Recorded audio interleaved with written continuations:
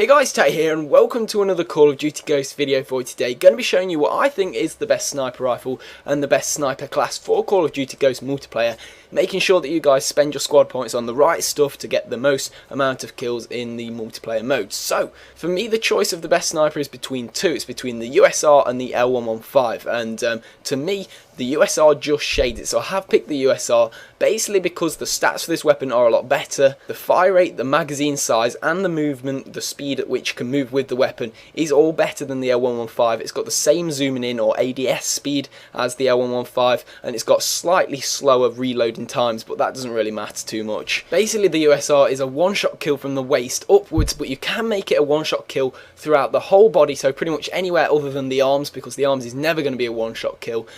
If you add the attachment, which is called chrome lined, which is in the barrel section of the attachments, you add that on and basically it's a one-shot kill throughout the whole of the body other than the arms. You get absolute power there, lethality if that's even a word. You get it all right there, one-shot kill throughout the whole of the body. You can't ask for anything more than that. Other than that, the fire rate is something that attracts me to this weapon. It's at 51 RPM, which is pretty decent for a sniper. It means you're not going to be waiting around too long in between those shots to get the next bullet off.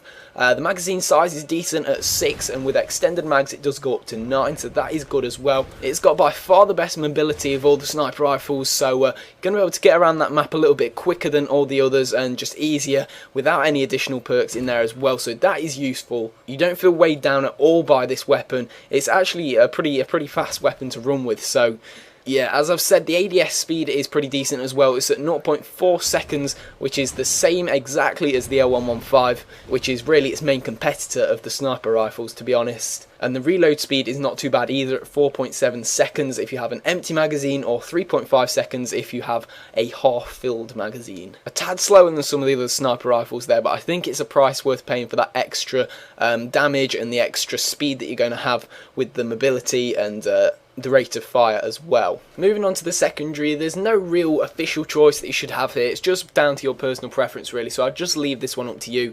I like to have a bit of firepower, so I like the PDW down there, but you can have any weapon that you want really for your secondary. Again, for the lethal and tactical grenades, it's very much down to your own opinion. For me, I like to use, for a sniper class, I like to use the IED as the lethal, and as a tactical I like to use a concussion grenade. As for my perks though, I would say that you'd be better off using these perks if you are a sniper and you're going to be wanting to use this sniper class. The first one I've chosen is Quick Draw for faster aiming. Gets you down that ADS sight just that little bit quicker because they are 0.4 speed into that ADS normally, so this quickens it up a little bit. So the second one that I've chosen is Off the Grid. Basically, I use this for a lot of my classes. It just makes you undetectable from the SATCOMs.